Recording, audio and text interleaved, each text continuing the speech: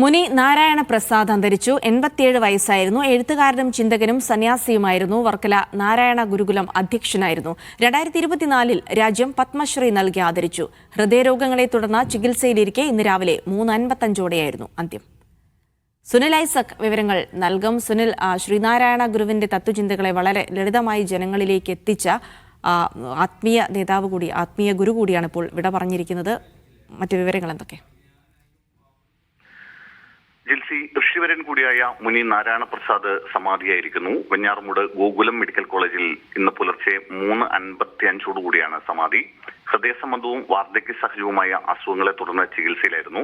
ഇക്കഴിഞ്ഞ 25-നാണ് അദ്ദേഹത്തെ ഗോകുലത്തിൽ അഡ്മിറ്റ് ചെയ്യുന്നത്. അതിനു മുമ്പുള്ള ഒരാഴ്ചക്കാലമായി ശിവഗിരി ശ്രീനാരായണ മെഡിക്കൽ മിഷൻ ആശുപത്രിയിൽ തീവ്രപരിചരണ വിഭാഗത്തിലും ചികിത്സയിലായിരുന്നു. എന്തായാലും ശതാഭിഷാക്തനായതിനു പിന്നാലെ 2024 ഗുരു മുനിനാരായണ പ്രസാദിന് രാജ്യം പത്മശ്രീ നൽകി ആദരിക്കുകയും ഒക്കെ ചെയ്തിരുന്നു. നേരത്തെ ജിൽസി പറഞ്ഞതുപോലെ ശ്രീനാരായണ ഗുരുവിന്റെ ആശയങ്ങൾ പ്രചരിപ്പിക്കുന്നതിലും അത് പ്രാവർത്തികമാക്കുന്നതിലുമൊക്കെ വലിയ തോതിൽ പങ്കുവഹിച്ചിട്ടുള്ള ഒരു ഋഷിവര്യനെയാണ് ഇപ്പോൾ അദ്ദേഹത്തിന്റെ മരണത്തിലൂടെ നഷ്ടമായിരിക്കുന്നത്.